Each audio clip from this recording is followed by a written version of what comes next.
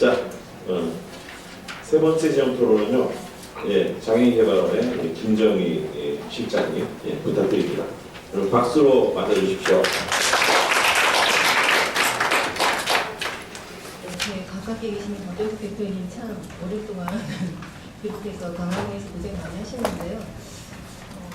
고생했던 것들이 이제 연례를 좀 맺어가는 때가 되었나라는 그런 생각이 참 많이 들기도 하고요. 또 그리고 작년 이맘때 유럽 다녀오시면서 김기동 부장님이 국회에서 한번 NDIS에 대해서 발표를 하셨던 기회가 있었어요. 그때 처음 들으면서 상당히 이렇게 세금으로다가 이런 것들을 기반을 마련해서 갖고 갈 수 있으면 얼마나 좋을까라는 생각을 했는데 1년 동안 계속해서 그것들 놓지 않고 또 이렇게 갖고 오셔서 또 좋은 모델을 보여주신 거를 감사드립니다.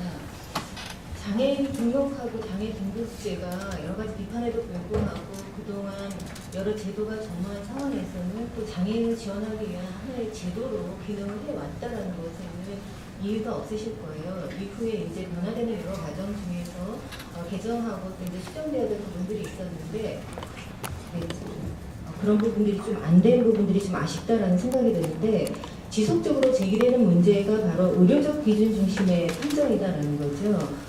지원 방식의 초점을 소득 보장에 두느냐 아니면 서비스 영역으로 눈을 돌려서 초점을 두느냐에 따라서 조금 달라지기도 하는데요. 이제는 맞춤형 서비스 관련해서 3차 시범사업까지 가는데 결과적으로는 장애인의 개별적인 특성을 각각을 고려한 차별화된 접근이 필요한 시점이다. 그리고 이미 그렇게 시되었어야 마땅하다라는 생각이 듭니다. 궁극적으로는 서비스를 이용하는 이용자에게 최종적인 선택과 통제가 그들에게 있다라는 인식을 갖고 있으면 저희가 여러 가지 가는 노정은 조금 다르고 또 여러 가지 이견이 있을지 몰라도 궁극적인 목적은 거기다라는 생각이 드는데요. 지속적으로 장애인의 개인의 서비스 필요도와 욕구에 따라서 모든 제도들이 만들어져야 됨에도 불구하고 이렇게 저렇게 고려할 것들이 참 많다는 생각이 들고요. 아까 박영수 대표께서 말씀하셨듯이 저희가 2015년하고 16년에 저희 연구실에서 감면 할인 요금에 대한 연구를 했었어요. 저도 그 연구를 하면서 실제로 다양한 부처도 만나봤고 민간에서 감면 할인 서비스를 제공하는 기관들도 많이 만나봤었는데요.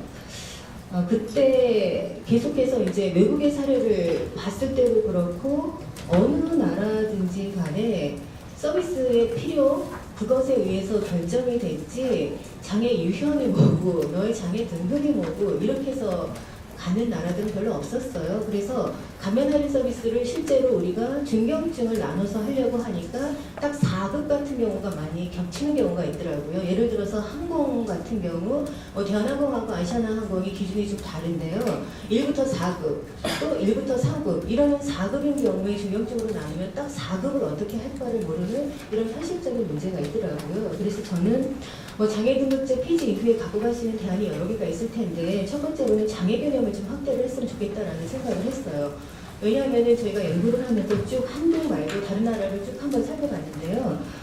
우리 같은 경우는 상당히 15개의 장애 유형 많기도 하죠. 게다가 또 등급도 복잡합니다. 그러면서 협소하게 정의를 하고 있기 때문에 이게 어떻게 의심의 폭이 참 없다라는 생각이 많이 들더라고요.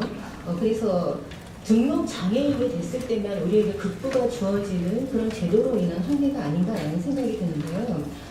급여 수준의 결정을 등급제를 폐지하는 것을 전제로 하고 한다라고 하면 더불어서 장애 개념도 정말 포괄적으로 다 좀 확대를 해야 되는 그런 부분이 필요하지 않나라는 생각에서 제가 몇 가지 좀 나라별로다가 쭉 80쪽부터 놨는데요. 독일 같은 경우도 독일은 제가 의견 교수님 독일에서 공부하신 분이라 잘 알고 계시는데 참 제 마음에 와 닿는 게 기능성의 제한의 원인으로 어떤 손상의 기능을 하고 있냐 하는 측면을 보기보다는 이런 기능상의 제한이 삶의 영역에 미치는 영향이 뭔가 여기에 더 초점을 두고 있다는 거죠.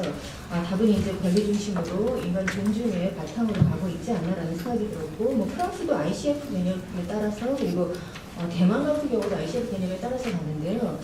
올해 저희 연구실에서는 이제 대만을 직접 가서 이 ICF 관련한 것들을 저희가 한번 조사를 해보고 조금 뒤늦은 감이 있기는 하지만은 ICF 관련해서 이제 두 번째 폐지 간 것들이 좀 어떻게 갔으면 좋을지 실질적으로 저희가 한번 연구를 해보려고 올해 연구 주제로 하나 채택을 하고 있습니다. 영국 같은 경우도 2010년에 편문법으로 개정이 되면서 일상생활에 대해서 좀 포괄적으로다가 개념적으로 하고 있습니다. 두 번째는 방금 말씀드린 대로 장애인 감면 할인 서비스를 개편이냐 혹은 폐지냐라는 얘기가 있는데요. 이 의견은 장애계에서도 조금 갈리고는 있습니다. 안전히 이제 개편을 하자는 또 계시고 폐지를 하자라고 하면은 또 폐지하는 부분에 있어서 실제 지금 받고 있는 것들에 대한 어떤 불이익이나 조금 놓치는 부분이 있지 않을까 하는 염려들이 있기는 하는데요.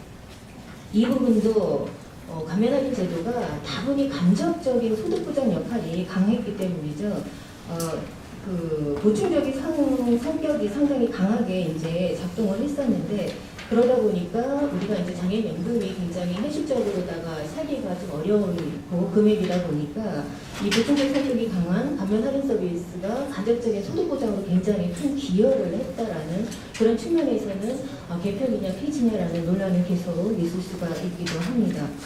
인권 보장을 정책 목표의 가치로 삼고 이제 달성하기 위한 수단으로다가 평등, 또 사회적인 평등 이런 것들을 설정을 하고 감면 할인을 좀 들여다봤으면 좋겠다라는 생각이 들면서요. 단기 과제로는 만약에 중증하고 경증으로다가 1단계가 이제 개편을 해서 이제 구분을 해서 갈 경우에는 몇 가지 뭐 보험료 경감을 한다거나 아니면 장애인 차량에 대한 취득세나 자동차세 면세하는 경우 몇 가지 이제 기준들을 좀 제시를 할 수 있겠고요. 또 이제 장기적으로는 소득 보장으로 전환하는 것들이 오히려 더 바람직하지 않겠나라는 제안을 합니다. 마지막으로는 장애인복지 서비스 급여 체계의 개편인데요. 이 부분도 맞춤형 장애복지 서비스의 기본 모토라는 게 공급자 중심에서 이제 수요자 중심의 급여 체계의 전환을 의미하는 것이기 때문에 지금 현재 한국의 서비스의 그 급여 체계의 특징이 현물 서비스의 형태가 상당히 많고 바우처로 제공되는 것들은 활동지원 제도나 또 장애아동 발달자 서비스 이 정도에 머물고 있는데요. 그거 이용도 상당히 상이하고 또 이 급여들 간의 연계가 우리가 적극적으로 이루어지지 않고 있고 그래서 지금 1, 2, 3차 시범사업을 통해서 서비스 간의 연계나 이런 것들을 지금 이제 많이 이제 살펴보고 있기는 한데 그럼에도 불구하고 우리의 서비스는 다분히 이용자 중심보다는 아직도 정책 이권과 중심으로 가고 있지 않나라는 생각을 하게 됩니다.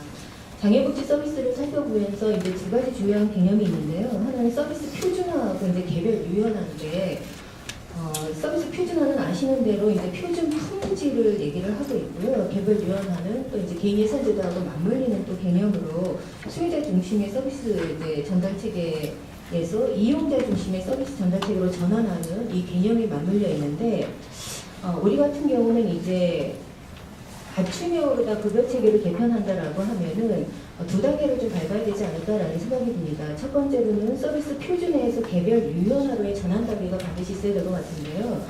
왜냐하면은 아직까지 대인 서비스의 품질이 일정하지가 않습니다. 방금 말씀드린 대로 제가 발달자율 서비스 관련해서 연구를 한 몇 년 동안 해봤는데 제공하는 그 제공자들의 편차가 굉장히 심했어요.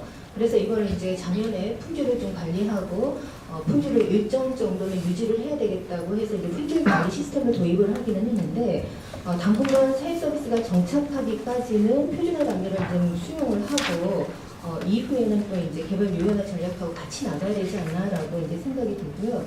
마지막으로는 제공자 중심성에서 이용자 중심성으로 전환을 하는데 이때도 중요한 초점은 서비스 필요도를 중심으로 전환을 하는 것이 필요하겠다라는 겁니다. 물론 서비스에 따라 진입장벽이 발생하기 때문에 서비스 진입장벽을 유연화하는 것도 반드시 필요합니다. 저는 지난 이제 박근혜 정부에서는 장애인 문제가 정말로 다 폐지가 될 것 같은 생각이 들었었어요. 그래서 2012년 대선을 이제 지내면서 상당히 급물살을 탄다라고 생각을 했고 전달체계 개편한 연구도 그렇고 토론회가 여기 국회에서만 하고 제가 여러 번 참여를 했었는데 이제 정권이 바뀌는 이 시점에도 다시 또 이 얘기를 하고 있다라는 생각이 들어서 참 답보 상태도 이런 답보 상태가 없구나라는 생각이 들지만 그래도 참 많이 지니고 있다라는 생각은 들고 나름대로 여러 가지 거는 기대가 있습니다. 복지부도 그렇고 뭐 장애계도 그렇고 나아가는 방향은 다 한 방향일 거다라고 생각을 하고요. 그런 접점들이 이제 좀 많이 모아지는 때가 아닌가라는 생각이 듭니다. 그래서 또 이제 이번 지금 토론회를 계기로 해서 조금 더 활활 타올라서 정말 이번 돌아오는 정권 안에서는 잘 좀 해결이 되기를 바라는 제 간절한 소망입니다. 이상입니다. 네, 고맙습니다. 잘 좀 해결되기를 바라는 소망이라고 하셨는데 어떻게 해결되는 게 잘 해결되는 건지 좀 네, 어쨌든 수고하셨고요. 실장님 하여튼 폐지 이후의 정책 대안을 몇 가지를 제시를 해주셨죠. 예, 개념을 좀 확대하자. 그리고 감액 할인 서비스에 대한 말씀을 해주셨고 또 급여 체계 개편도 말씀해 주셨습니다. 이 부분도 제가 볼 때는 뭐 김미룡 소장님 피드백을 주시면 좋겠고요. 자, 그 다음에는요, 이제 장총에서 그 김덕목 총장이 나오셨는데 10분 이내로 부탁드리겠습니다. 오늘 박수로 환영해 주십시오. 아까 우리 박 대표님하고 김기덕 총장이 발표하는 게 아마 새 정부가 들어서가지고 장애인 정책 비전을 발표하는 자리가 되었으면 좋았겠다라는 생각이 들더라고요. 저희가 이렇게 보건데 이제 장애 등급제 폐지는 지난 정부가 지금 정부가 지난 정부인지 모르겠지만 어쨌든 저희도 상당히 기대를 갖고 공약으로 해서 장애계의 가장 중요한 정책 중에 하나로 생각을 했었는데 결국에는 그 등급제가 초기에 가질 수밖에 없었던 필연성에 대해서 전부 다 인정하거든요. 나름대로 정책을 수립하는 단계에서 대상자 인구수를 추정하고 예산을 추정해서 어쨌든 정책 결정 시에 그 불확실성을 없애기 때문에 사실은 이제 제도의 도입을 빠르게 했다. 이런 것은 이제 뭐 다 아는데 또 그 당시에 장애인에 대한 인식이라든가 또 여러 가지 인프라적인 측면에서 보면 그럴 수밖에 없는 필연적 과정이었다라고 보지만 지금에 와서 또 개별화된 서비스가 왔을 때 이 등급제를 폐지하는 것도 똑같은 필연성을 가지고 있다 이렇게 저는 보거든요. 어차피 우리가 이제 복지에서 공부하다 보면 복지의 기본 원리 중에서도 개별화라는 이야기를 하는데요.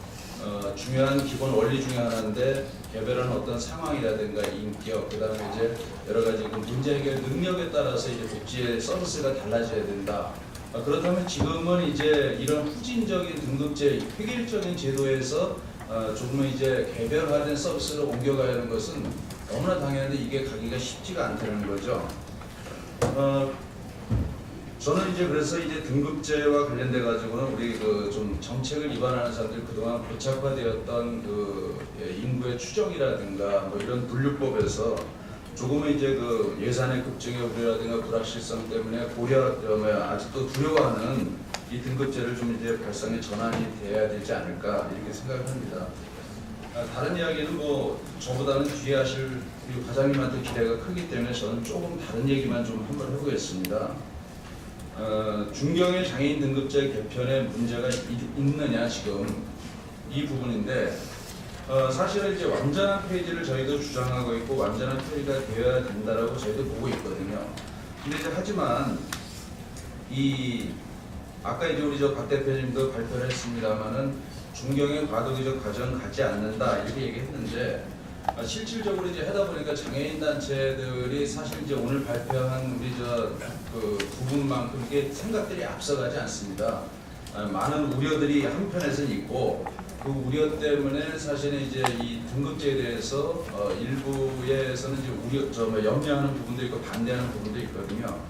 그게 왜 그러냐면 이제 이게 중경으로 개편된다고 한다면 이제 두 가지가 될 수 있는데 한편에서 이제 상급도 중증에 들어가지 않을까 하는 기대를 갖는 분들도 있는 반면에 중증의 일부가 폐지되면 이제 모두가 이제 있는 파일을 같이 논하는 게 아니냐, 그래서 내 몫이 줄어들게 아니냐라는 이런 염려를 하는데 이게 이제 모두 부정확한 정보에 기인한 것이죠. 그렇지만 이제 현실적으로 중증의 장애인들은 연금제도, 할거제도가 있는 반면에 경증의 장애 장애인들은 이런 할인 감면이 사실상 주어지는 중요한 복지제도인 것은 현실이고 사실이거든요. 그렇기 때문에 이 할인 감면 제도에 대한 부분이 보장되지 않는다면은 아마 여기에 대한 우려는 벗어나지 못할 것 같습니다. 그렇지만은 그렇다고 해서 이제 단체들이 중경을 그러면 무조건 받아들이냐 그건 아니고요. 궁극적으로 장애 등급제 폐지는 다 선호를 하고 있습니다. 또 그렇게 방향으로 가고 있는데 다만 현실적으로 지금 이제 아까 말씀하신 여러 가지 그 보완적 방법들이 현실화되겠는가? 뭐 개인 예산제라든가 여러 가지 이제 수당으로 지급하는 게 가능하느냐?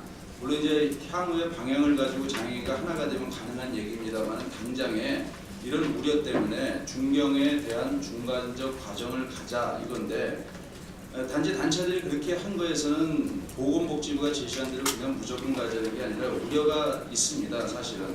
왜냐하면 지금 법안에 나온 중경의 법 개정이 모호성이 때문인데요. 지금 예를 들어서 개정안에는 그 단서가 없습니다. 그 구두로 이제 이거는 이제 앞으로 향후 할인 감면 제도에만 존속해서 쓸 거다라고 하는 건 구두뿐이고 법조문에는 단순하게 중경으로 구분하는 문구만 넣는다면은 이제 이후에 이 문구는 다른 제도에도 분명히 적용될 수 있고 또 이제 합의가 전제된 이런 이야기들은 이제 시간이 가면은 역사 속에 묻히고 이제 법조문만 살아남는 거죠. 그러면은 장애 등급은 이제 6등급에서 2등급으로 이제 개편되는 것만 결과로 남을 수 있다. 그래서 이제 장애계가 오랫동안 등급제 폐지를 주장해 왔는데 그렇지만 이제 현실성을 인정해서 어정쩡하게 마무리된다면은 장애계가 그렇게 바래왔던 장애인 등급제 폐지는 물 건너가는 그래서 일종의 이제 교각사로라고 하는 소의 뿔을 잡으려다 소를 죽인다는 말처럼 이렇게 우를 범하지 않는가 하는 부분을 염려하고 있습니다. 그래서 결론적으로 복지부가 중경의 과도기적 개편을 만약에 한다면 또 그리고 대다수의 장애인들이 아직까지는 많은 부분에 고려하지 이걸 완전 폐지를 두려워하거나 또는 정책적 보완이 되지 않는다면 두 가지는 분명히 전제가 되어야 된다고 생각합니다. 첫째는 장애 등급제 완전 폐지를 법에 명시하는 겁니다. 그리고 이제 둘째는 중경의 부분은 기존의 할인 감면 제도에만 제한적으로 적용한다는 문구를 반드시 못 박아야 한다는 겁니다. 그 다음에 마지막으로 드릴 말씀은 그럼 지금 현재 등급제 개편 사업은 올바로 가고 있는가 하는 문제입니다. 지난 2년간 2번의 시범 사업을 거쳤고요. 그 다음에 이제 올해 3번째 시범 사업을 앞두고 있는데 나름대로 기여한 바도 있습니다. 예를 들어서 복지제도를 정보가 부족해서 이용하지 못하던 장애인들을 찾아낼 수 있었고 그 다음에 이제 개별적인 욕구들이 데이터로 쌓이고 이런 쌓인 욕구들이 새로운 제도의 필요성으로 활용될 것으로 이게 기대가 되고 있기도 하고요. 또 지금까지는 이제 복지를 갖다가 이제 가이드라인만 정하고 이용하라 했는데 개인의 상황을 깊게 살펴본 점 그리고 이제 나타난 문제점들을 해결하기 위해서 지자체라든가 이제 관련 기관이 머리를 맞대고 이제 대안을 모색했다는 점은 분명 긍정적입니다. 하지만 이제 우려되는 것은 등급제를 폐지하는 게 아니라 등급제를 개편하는 게 아닌가 그래서 그 개편의 당위성만 찾는 게 아닌가라는 이제 우려도 있습니다. 등급제 폐지를 주장했던 배경이라든가 목적은 사라지고 등급제 개편으로 서비스 대상을 선별하는 방법만으로 인식되고 있지 않는가 하는 부분이 이제 저희가 의심하는 부분이고요. 저희가 이제 다시 한번 되짚어서 볼 거는 등급제 폐지를 이야기한 것은 등급제 폐지가 모든 것의 만능이 아니라 결국에 공급자 중심의 전달 체계의 대표적인 게 등급제입니다. 그래서 이 공급자 중심의 전달 체계를 소비자 중심으로 개혁하자라고 해서 주문한 것이고 소비자 중심이라고 하는 것은 이제 장애인 개개인의 상황을 고려해 이제 맞춤형 서비스가 이루어지는 것을 말하는 거죠. 그렇기 때문에 이제 장애 등급제 폐지는 복지 대상 선정의 기준을 변하는 게 아니라 전달 체계 개편을 가속화하는 것으로 기대를 갖고 있는데 사실은 이제 이 부분은 사라지고 등급제 폐지의 논란 속에만 이제 빠져 있다 이렇게 보는 겁니다. 그래서 저희는 전달 체계를 소비자 중심으로 빠르게 좀 대체할 필요가 있다. 그거는 이제 소비자주의와 어떤 선택권을 갖다가 강화하기 위해서라도 그렇게 한다면은 지금의 이 제도는 이 등급제 개편 사업을 보면은 이게 과거에 흘러왔던 그러니까 그동안에 뭐 여러 가지 이제 시범 사업들도 있었습니다만 결국에는 어떻게 하면 서비스를 갖다 이 대상자가 맞는지 틀리는지 여기에만 계속 국한되어 있거든요. 근데 지금도 별반 그렇게 다르진 않다. 더더욱이나 이제 이 시범 사업이 되는 동안은 그나마 뭐 부가 서비스라는 게 뭐 알량 하나만 있습니다만은 이마저도 이게 끝나면은 없어지는 한시적 서비스라는 겁니다. 그렇다면 끝난 뒤에는 뭐가 달라질 것인가? 저희가 볼 때 그 답이 안 나오는 겁니다. 시범 사업이 끝난 뒤에 달라질 게 무엇인가? 단지 지금 과거하고 좀 다른 거는 우리가 어디에다가 문의를 해야 되고 또 그쪽을 통해서 정보를 좀 제공받는다는 거 이런 정도는 분명 다른데 그것이 저희들이 바랬던 궁극적인 모습은 아니다라는 겁니다. 그래서 아까 우리 박 대표님하고 김기령 총장님이 좋은 제안을 해주셨는데 물론 그것이 저희들이 가고자 하는 바람이고 물론 또 보면은 저희보다는 한 발짝 두 발짝 가다 보니까 못 쫓아갈 정도로 아직까지 장애 대중들에게 그 인식이 안 됐어요.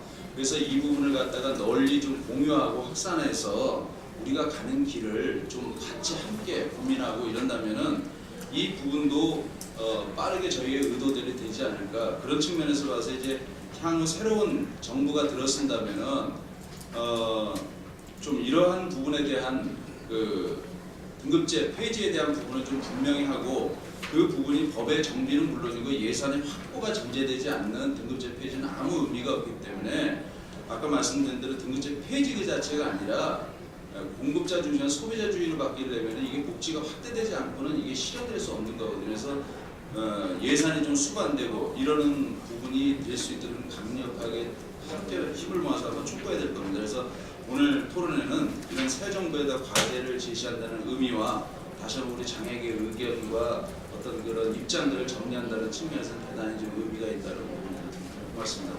네, 수고하셨습니다. 총장님께서도 뭐 대체로 이제 폐지에 대한 방향성 자체에 대해서는 거의 이제 동의를 하시면서 지금 과도적인 상황에서 몇 가지 좀 의문이랄지 혹은 좀 의심이 되는 부분 이런 걸 지적을 해주셨죠. 이 당장 이거 지금 현재 상황에서 법에다가 등급제 완전 폐지를 좀 명시하자. 또 중경증 부분은 할인 감면에서만 제한적으로 적용하자. 이런 것들을 좀 왜 법에다가 포함시키면 어떻겠냐 이런 제안을 하셨는데 이거는 우리 이따가 좀 부연해서 말씀해 주시고 임 과장님께서도 그걸 포함해서 조금 부연해 주시면 좋을 것 같습니다. 자, 그러면 이제 오래 기다리셨는데요. 마지막 지정 토론은 장애인 정책과의 임을기 과장님께 부탁을 드리겠습니다. 어제 이제 제가 본론 들어가기 전에 제가 장애인 정책과에 와서 고민을 했습니다. 우리 과에서 장애인 정책으로 해서 해야 될 게 뭘까, 차이가 뭘까 이제 그 생각을 했어요. 가장 큰 차이는 이 장애인과 우리 이 사회가 살아갈 때 이 장애 자체가 어떤 걸림돌이 되어서는 안 되는 사회가 되지 않는가 그렇게 생각했고요. 그 부분은 여러 분야에서 다 그게 충족되어야 한다고 생각해서 소득이든 일자리든 모든 부분에서 그렇게 하기 위해서 지금 현재 우리나라 상황은 어떤지 그 단계가 아까 말씀하시는 것처럼 그 사이를 이루기 위해서는 앞으로 가야 할 방향이 많다고 생각을 합니다. 그런데 제가 와서 좀 안타까웠던 게 장애 등급제 폐지는 하나의 이제 기준인데 이거에 매몰되다 보니 실제적으로 여러 분야에서 장애인 개개인이 받아야 할 서비스 확대 부분이 많이 놓쳐지지 않았는지 또 예산 확대 부분이 활동 지원이나 연금 부분 많이 확대됐지만 그 기타 여러 분야에서의 그 진척도에 있어서 좀 더 그 아쉬움이 좀 있었습니다. 그래서 저는 이제 이 등급제 폐지와 관련해서 제가 와서 이제 검토하고 이제 생각한 부분에 대해서 이제 말씀을 좀 드리겠습니다. 먼저 이제 등급제 폐지 관련해서는 정부에서도 이제 국정 과제였습니다. 박근혜 정부의 국정 과제였고 그 취지 자체는 장애인 등급이 이제 획일화된 기준이기 때문에 필요한 서비스를 필요한 만큼 주지 못한다는 거 하나. 그래서 정부에서는 이 두 가지를 과제로 삼았습니다. 하나는 등급제 기준, 서비스를 제공하는 기준을 등급이 아닌 다른 어떠한 걸로 이제 등급제 폐지를 해서 어떤 기준을 갖고 할 것인지에 대한 고민과 또 하나는 장애인들이 지금 신청 중입니다. 그러다 보니까 물리적으로 한계가 있거나 인지적 한계 있는 분들이 필요한 서비스, 정부에서 제공하고 있는 서비스 받지 못하는 그런 문제가 있는 전달 체계를 개편한 두 가지 과제를 가지고 진행을 하고 있습니다. 그래서 첫 번째, 등급제 폐지와 관련해서는 정부에서도 의학적 등급이 모든 서비스에 대해서 기준이 되는 것은 바람직하지 않다고 생각합니다. 지금 장애인분들이 장애인이 등록이 되면 받을 수 있는 서비스가 144개입니다.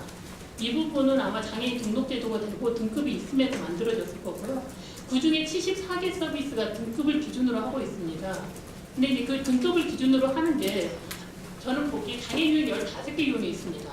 그리고 장애 정도도 차이가 있습니다. 그런데 1등급이라고 시각장애 1도하고 내려는 장애 1도가 동일하게 취급받는 건 바람직하지 않다고 생각합니다.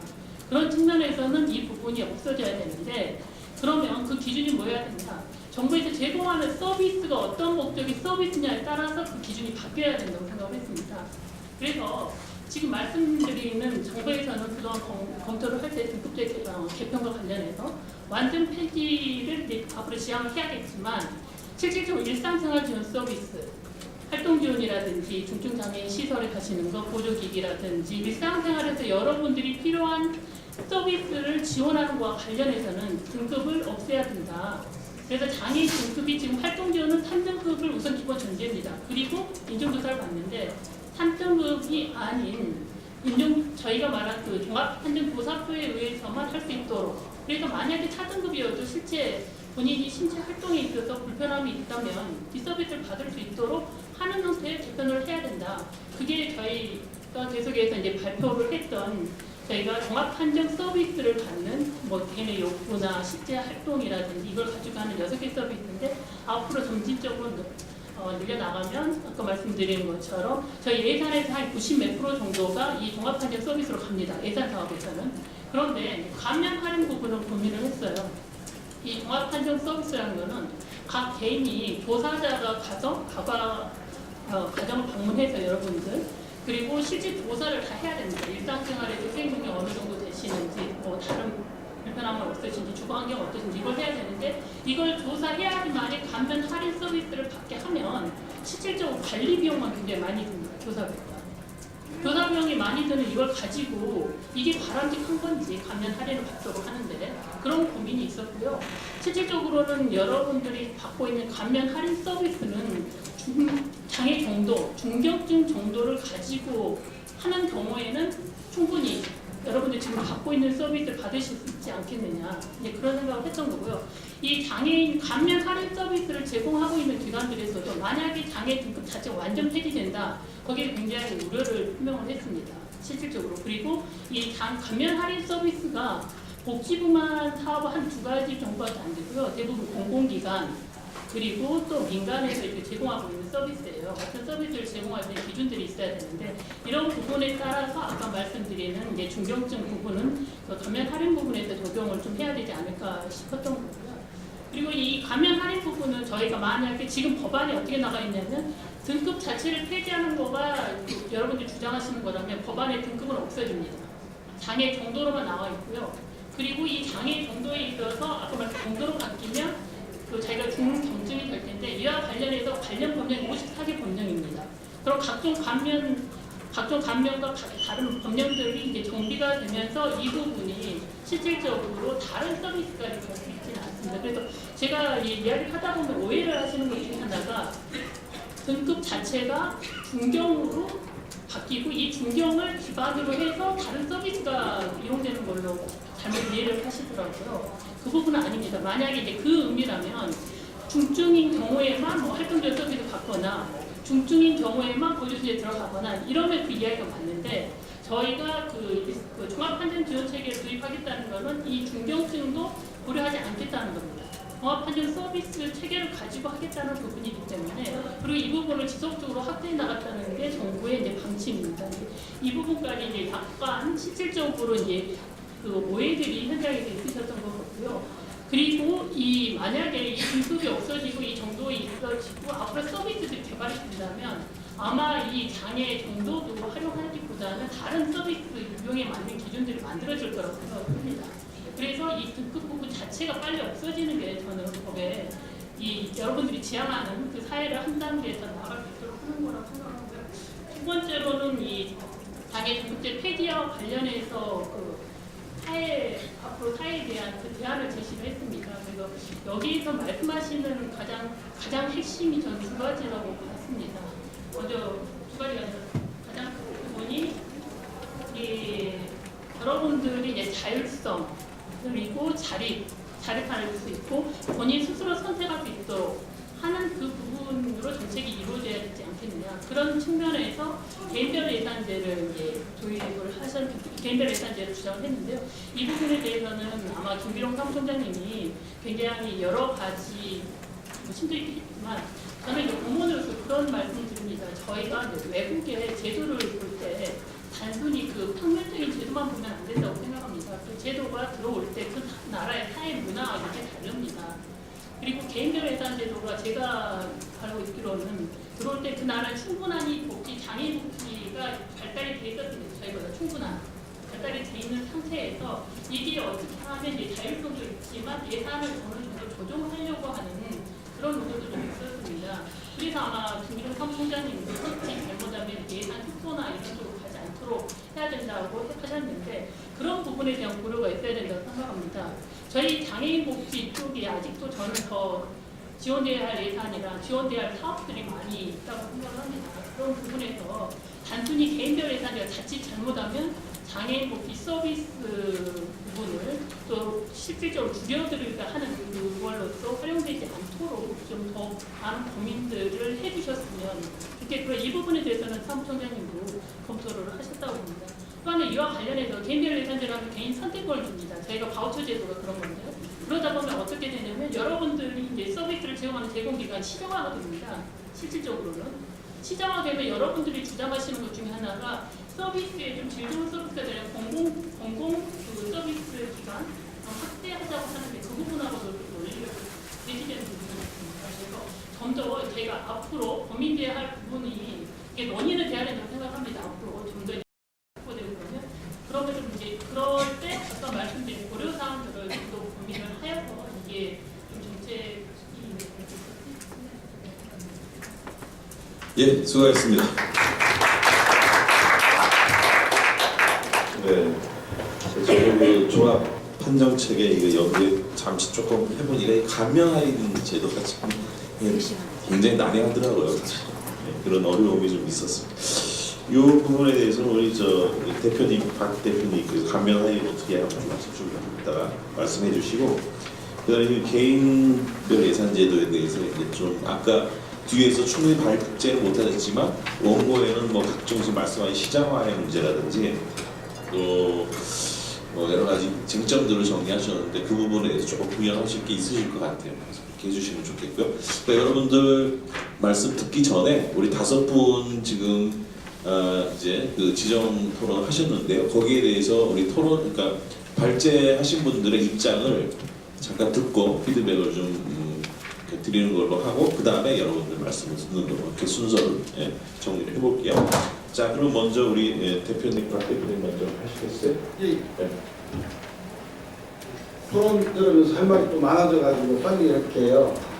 일단은 감면 할인 문제와 관련해서 두 분이 지금 현재적 단계에서 우려를 이야기하셨어요. 우리 김정희 우리 선생님하고 윤종 총장님 그리고 또 우리 보건복지부의 이야기를 했는데요.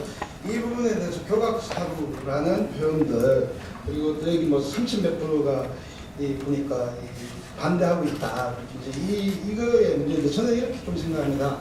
여기 보면요, 여기 합의문 보면요, 여기 노란 줄 제가 금방 쳤는데요. 이게 보건복지부의 첫 번째 진영 장관이 있을 때 첫 번째 회에서 할인 감면과 관련해서 굉장히 고민이 돼가지고 합의한 사항이에요. 우리 김동훈 총장님 기억나시죠? 여기에 보면요, 장애 등급 부분에 따라 할인율 차등을 두지 않는 제도 지금 있습니다. 예, 그죠? 이런 문제들은 하던 차들 그냥 그대로 두고 간다. 그러니까 이런 겁니다. 감면 할인해서 공은 공짜죠, 그죠? 공 다 공짜예요. 그거 뭐 어차피 차등 장애 등급제가 폐지되지 않는 이런 종류의 감면 할인이에요. 그리고 또 문제는 장애 등급에 따라 할인율의 차등, 아까 이야기했던 이 민간 영역에서의 이 비행기, KTX 서비스 이동과 그리고 또 뭐냐 하면 이제 생활 지원과 관련해서 전기세, 소득 이런 문제입니다. 이게 다 감면 할인해서 이 등급제가 있는 제도예요. 이 부분도 이렇게 합의했어요. 서비스 복지 총량은 줄이지 않는다. 그래서 이거에 대해서 소득 기준을 보고 그리고 이런 문제들을 이제 이 감면 이 감면을 적용하는 방안을 검토한다. 이게 여기서 나온 게 이게 연금으로 이동시킨다 이런 문제입니다. 생활 보장으로 하게끔 소득으로 전가시킨다라는 건데 이게 보건복지부의 힘으로 안 돼요. 보건복지 맨날 얘기하면 안 됩니다. 그러니까 맨날 이야기를 반복적으로 하는 거예요. 그래서 우리는 국가 차원에서 보건복지부가 아니라 아무리 보건복지부 전화하면 우리 친구 도와주십시오 이 도와준다고 하지만은 못 도와줘요. 보건복지부 못 도와주고요. 이거는 이 대통령 산하의 이 기구에서 총괄적으로 민관이 같이 해서 조정할 수밖에 없는 내용입니다. 이걸 갖다가 우리 복지부 과장님한테 들으니까 또 답답한 거죠. 저는 이 교박사루라는 말은 결국은 이거의 우려 때문에 막 누군가가 속삭이기 시작해요. 속삭이 이게 진술처럼 퍼져가지고 마치 등급제 폐지를 일부의 불장난이라고 이야기하고 있는 이런 문제는 아닌가라고 한번 이 문제에 대해서 한번 생각해 보면 저는 이 문제는 풀릴 거다라고 생각합니다. 여기는 확신과 신뢰입니다. 이거는 정부도 줘야 되지만 우리 자신의 이 문제는 있어야 된다라고 저는 생각을 합니다. 그리고 또 하나의 우리를 교란하게 하는 이 문제는 또 뭐냐 서비스예요. 활동보조 서비스 아까 과장님께서 활동보조 서비스 예산 많이 늘었는데 타 예산의 서비스 문제를 이야기하셨지 않습니까? 저는 이거는 전형적인 그러니까 중국이 오랑캐를 다루는 방식이라고 생각해요. 단체별 아까는 이제 할인제도의 이 문제는 단체와 단체의 유형별 갈등들을 일으키고 또 아까 서비스별 문제는 활동보조 24시간이 필요하죠. 필요한 사람이 있습니다. 그럼 보장하면 돼요. 네. 거기에 따라 적합하게 지공하면 됩니다. 그런데 그것들의 예산을 가지고 또 다른 예산을 한번 써볼까? 이게 너무 올라갔으니까 다른 예산이 정액되는 것들을 방해한다. 이 문제는 전형적인 이 중국이 오랑캐를 다루는 방식, 유형별 방식이에요. 이 문제는 아닌가라고 좀 말씀을 드리고 싶습니다. 그리고 우리 이경준 교수님께서 아까 이야기하기 좀 하나만 좀 이야기하면요. 이 서비스의 기존의 이 전문가들의 반발, 물론 전문가의 역할의 변화는 중요한데 이거는 노동의 유연한 문제에 따른 반발들이 좀 더 심각하고 이건 아까 우리 과장님께서 이야기한 이 공공의 서비스와 개인별 지원 체계의 서비스 구매 이 문제에 대한 갈등 문제를 이야기했는데요. 이런 갈등이 생길 수 있습니다. 그런데 양립할 수 없을까? 같이 공존할 수 없을까? 같이 선택할 수 없을까? 이미 영국이 내분들 다 공존하고 있지 않습니까? 그렇죠? 공공이 먼저 발전했어요.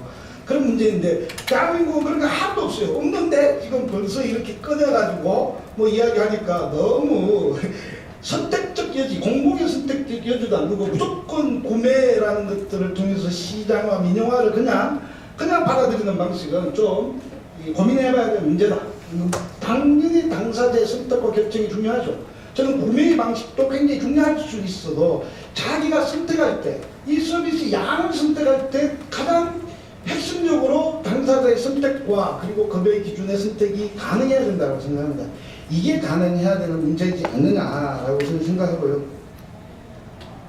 그날 그 정도 하시고 우리 연금공대 시범사업에 아니 조금 네, 시범사업에 앞으로 또 발언하실 기회가 있어요. 그러니까 혼자 다 하시면은 바로 요금은 이 문제는 이런 겁니다. 저는 이게 이 보호관리 후원지원 동반의식의 세 가지의 프로다임이 있습니다. 하나는 시설 수용 탈시설 지역사회 동반입니다. 대한민국은 압축적으로 이 세 가지가 다 일어나고 있어요. 외국 유럽이나 이런 데는 좀 장기적인 발전도를 통해서 변해갔는데 이 세 가지가 짬뽕을 가지고 일어나니까 아까 이야기했던 이야기가 나오는 거고 또 이러니까 저는 이 문제는 지금의 동시적으로 일어나지만은 논의는 동반적 관계에서 논의가 된다라는 것이 또 이고요. 이 국민연금에 대해서 좀 설명을 하면요. 좀 묻고 싶은 게 받은 사람의 필요도가 굉장히 만족도가 5인데 4.5인데 받은 사람한테 조사해가지고 받아주고 만족하냐고 다 만족하지 다른 사람 못 받는데 내가 만족하니 그러면 뭐 그런 이런 조사가 있습니다. 그리고 또 하나는 이 서비스가 적격에 있는 사람들을 연결하는 게 쉬워요. 그런데 적격에 안 되는 사람들은 도대체 어떻게 무슨 권한으로 연결합니까? 못 알아냅니까? 예를 들어서 지역사회에 지적장애인데요. 지적장애 75가 됐어요. 진행수가. 그거 3번 이 지역에 딱 떨어졌어요. 그러니까 저 국민인가 물어봤습니다. 이거 좀 이 사람 내가 보니까 진짜 이 연구 못하고 긴장해있는데 좀 장애 영역이 들어서 좀 발기 좀 고용도 좀 지원하고 이런 나누면 딱 이야기합니다. 심사 떨어졌는데요. 우리는 어쩔 수 없는데요. 여러분 끊어버려요. 이게 무슨 국민임금 해야 될 역할입니까? 이게 이거 가지고 이야기한다는 정말 속 터지는 거예요. 이 이야기는 야 말은 맞는 것 같은데 글은 맞는데 정말 현장에 속 터집니다. 이걸 시범사업으로 하시니 얼마나 속이 터지겠습니까? 홍길동의 서러움이 뭔지 아십니까? 아버지를 못 부르시는 이게 시범사업으로 못 부르는 이 장애인들의 심정을 좀 이해해 줬으면 고맙겠습니다. 네, 수고하셨습니다. 혹시 우리 심사위원께서 이따가 또 질문이 또 있을 수 있으니까 포함해서 또 얘기해 주시면 될까요? 그다음에 이제 우리 총장님. 네, 앞에서 대통령께서 여러 말씀해 주셔가지고 저는 아까 저기 그 복지부에서 이제 예산을 방위복지 예산을 축소시킬 수 있는 근거로 작동되지 않겠느냐 그 예산 제도가 저도 역시 그것을 우려했었고 그리고 선행연구에서도 이제 그런 지적이 있었습니다. 근데 이제 좀 관점을 아마 이런 우려는 아마 이제 이 개별 예산 제도는 이제 그 개인에게 지급되는 예산이 다 공개돼 버립니다. 그래서 이제 각각 서비스에서 받았던 돈이 이제 총 얼마를 받는지가 이제 공개가 돼 버리고 자 그것이 이제 국민들이 보기에는 장애인들이 너무 많은 돈을 받는 거 아니냐 이러면서 이제 뭐 역차별에 대한 공격 그것이 나중에 이제 예산을 줄이자라고 하는 그런 근거로 활용될 수 있고 또 이제 장애인들에게 지급되는 예산이 너무 투명하게 공개되다 보니까 나중에 그것이 이제 예산 삭감의 수단이 될 가능성도 있다고 봅니다. 네, 그런데 이제 그런 것들은 뭐 아직 제도 시행이 안 된 상황에서 이제 우려되는 부분 중에 하나라고 생각하고요. 지금도 정말 중요한 것은 사실은 이제 이렇게 예산이 많이 들어가는 문제가 저는 이제 이 국민적인 공감대를 형성하고 합의를 해내고 설득하는 문제가 더 중요하다고 생각을 했습니다. 그러니까 지금 아까 이제 말씀을 몇 가지 드렸었는데요. 아마 이제 개인 예산을 제대로 도입하게 되는 경우에 아마 장애인 1인당 지원되어야 되는 예산이 지금보다 훨씬 더 많아져야 되고 많아질 것입니다. 네, 그러면 이제 그런 것들이 진행되는 것에 대한 이제 이 주변 사람들의 설득과 재정 당국을 설득해야 되는데요. 아까 좀 전에 말씀드렸지만 이렇게 그 개인에게 좀 더 많은 돈을 집중해서 지원을 하다 보면 그것이 결국에는 국가적으로도 더 이익이 될 것이고 그리고 이제 후대가 부담할 사회복지 지출을 줄여낼 수 있는 그런 이제 긍정적 성과를 가져다 줄 것이다라고 하는 그런 어떤 그 논리로 사실은 이 재정당국과 국민들을 설득해야 된다고 보고요.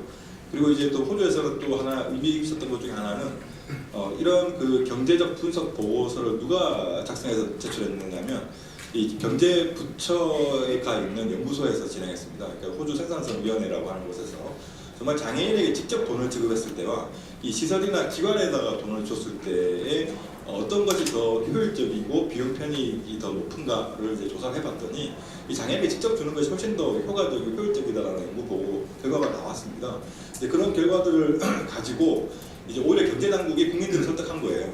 오히려 국가가 지금부터라도 이 장애인에게 집중해서 이제 돈을 지원해주면 이 장애인들 역시 어떤 사회참여 기회가 높아지고 취업도 더 증가되고 이것이 결국 장애인도 노동자가 되어서 세금을 내게 되고 이렇게 되면 결국에는 이제 나라가 부담해야 될 복지 비용을 줄이게 되는 거 아니냐라고 하면서 이 국가장애보험계획이라고 하는 것을 도입하게 되었고 그래서 이걸 도입하면서 이제 세금을 올리고 국민건강보험의 장애보험료라고 하는 것을 신설해서 국민들에게 추가로 부담시켜 버렸습니다. 이런 것들을 이제 경제당국이 설득해냈다라는 거, 이건 굉장히 이제 큰 우리에게 시사하는 거가 있다고 봅니다. 그래서 그런 식의 어떤 정부에서 이 전체 이 장애 서비스를 어떻게 개편할 것인가. 물론 이제 여기는 경제적, 사회적, 정치적 의미가 다 들어가 있다고 봅니다. 근데 이제 저는 그런 모든 의미에 있어서 개인 예산 제도는 다른 어떤 비판보다도 더 우위에 있다고 판단하기 때문에 이제 이런 것들을 좀 제안을 드렸던 것 같습니다. 특히 그 시장화로 인한 어떤 공공성을 해치는 문제라든가 노동 유연화를 확대시킨다는 게 역시 우려되는 지점은 분명히 있습니다. 그런데 좀 전에 아까 박영선 대표님 말씀하신 것처럼 저는 이것도 역시 국가가 강력하게 통제하면 그 시장화에 대한 폐해도 줄일 수 있다고 보고요. 그리고 이 품질 관리를 철저하게 하는 것. 사실은 뭐 우리 장애 서비스 중에 품질 관리 제대로 하는 게 뭐가 있습니까? 없습니다. 복지가 평가하는지 모르겠습니다. 근데 사실 품질 관리를 제대로 하는 것도 필요하고요. 또 한 가지는 장애인이 직접 참여해서 그 서비스의 품질을 관리하고 평가를 해야 됩니다. 그래야지만 저는 그 시장화로 인한 그 폐해를 줄일 수 있다고 보고요. 그리고 이제 그렇게 함으로써 공공성이 더 강화될 수 있다고 판단합니다. 그래서 저는 오히려 이 개인 예산 제도는 이 장애인의 어떤 선택과 결정이 더 강화되고 또 장애인이 직접 본인에게 영향을 미치는 개인별 지원 계획에 대한 평가까지도 참여할 수 있기 때문에 이제 좀 더 이제 장애인이 더 통제 가능한 이 서비스 품질을 만들어낼 수 있지 않겠느냐라고 생각이 들고요. 그리고 이제 노동 유연성 확대하는 문제는 사실 굉장히 좀 논란이 있는 지점입니다. 그래서 그런 문제는 저는 어쨌든 뭐 가급적이면 이제 직접 고용을 통해서 해결한다거나 아니면 기관에 직접 고용을 하고 이렇게 인력 풀이라고 하는 것을 활용해서 이분들의 이 안정적인 노동 행태를 유지해 나가려고 하는 그런 노력들을 뒷받침해낸다면 시장화로 인한 그런 폐해는 좀 줄일 수 있지 않나 생각이 듭니다. 그래서 어쨌든 뭐 중요한 것은 좀 전에 말씀드렸지만 이 개별 예산 제도가 다른 어떤 비난들보다도 경제적으로도 우위에 있고 사회적 의미도 크고 또 장애인의 어떤 장애인에게 미치는 어떤 정치적 의미도 훨씬 더 크다고 판단하기 때문에 이제는 좀 우리 장애인 운동 진영에서도 좀 더 관심을 갖고 적극적으로 추진해 나가야 된다고 생각합니다. 이상입니다. 예, 이경준 교수님 토론에 대해서는 혹시 피드백을 주시면 네. 짧게. 특별히 뭐 다른 뭐 하나 의견이 있다면 저는 이 교수님 말씀하신 거는 저도 동의하는데요. 이제 아까 그 부분에서 박 대표님 말씀하셨고 또 한 가지 제가 이렇게 또 반대로 이제 드리고 싶은 말씀은 사실 개인 예산 제도는요 2011년, 12년부터 계속 학계에서 제기됐던 문제입니다. 그래서 정말 이게 중요하다, 정말 와 이거 쉽지 않느냐라는 얘기를 많이 했습니다. 그래서 뭐 저도 이제 이것이 이제는 좀 뭔가 도입하지 않겠느냐라고 생각했었는데요. 이게 제일 전에 좀 전에 김정희 실장님 말씀하셨지만 그때 고민했던 것하고 지금 비교해 보면 별 차이가 없습니다. 여전히 개인 예산 제도 얘기하니까 또 뜬구름 잡는 얘기 또는 좀 더 앞선 가는 얘기 이런 얘기로 이제 좀 이해되어지는 것 같아서 굉장히 좀 아쉽습니다. 근데 아마 이제 이런 것들은 사실은 장애인 운동 진영에서도 이 서비스 전달체를 개편하고 장애인이 이제는 이 서비스에 직접 개입하고 참여해야 된다고 하는 그런 목적 의식을 가지고 장애인 운동이 좀 더 진행됐다면 좀 달라졌을 것 같습니다. 그래서 그런 것도 좀 중요하지만 또 반면에는 학계의 노력도 함께 또 필요하다고 저는 생각합니다. 학계에서도 사실 좀 지휘함을 갖고 이 제도가 현실에 뿌리낼 수 있도록 여러 가지 이론과 좀 근거들을 많이 제시했으면 좋겠고요. 사실 이경희 교수님뿐만 아니라 사실 학계에다 요청드리는 건데 사실 이제 그 영국, 호주뿐만 아니라 이 개별 예산 제도를 도입하고 있는 나라들이 굉장히 많이 있습니다. 사실 이제 우리만 안 하는 것 같아요. 그래서 이제 다른 나라에 운영하고 있는 사례들을 사실 많이 분석을 해서 정말 우리나라에서 좀 더 이 바람직한 방향 그리고 아까 특히 이제 공공성을 유지하면서 이 서비스를 제대로 도입하는 방향을 좀 제대로 연구해서 대안들을 좀 많이 제시를 해주시고 그런 공론의 장도 좀 많이 만들어 주셨으면 좋겠다는 그런 바람을 이경희 교수님뿐만 아니라 또 여러 학계들에 대해서도 좀 제안을 드리겠습니다. 네, 감사합니다. 어쨌든 뭐 계속 연구도 하고 계시고 뭐 이제 여러 가지 또 논의도 더 하고 이 개인별 예산에 대해서는 사실은 이게 제 기억으로는 예전에 그 노무현 정부 때부터 이 바우처를 서비스를 확대하자 이런 논쟁이 있을 때부터 뭐 거의 비슷한 얘기들이 쟁점들이 많이 있었어요. 근데 여지껏 뭐 계속 지속되는 것 같습니다. 자, 일단 이런 정도로 이제 토론을 정리하고 우리 과장님 하실 말씀이 있을까요? 좀 이따가 질문까지 포함해서 하시면 될 것 같고 여러분 중에서 손을 번쩍 들으셨는데 혹시 마이크 전달이 되나요? 거기 있습니까? 네. 그건 본인 이제 소속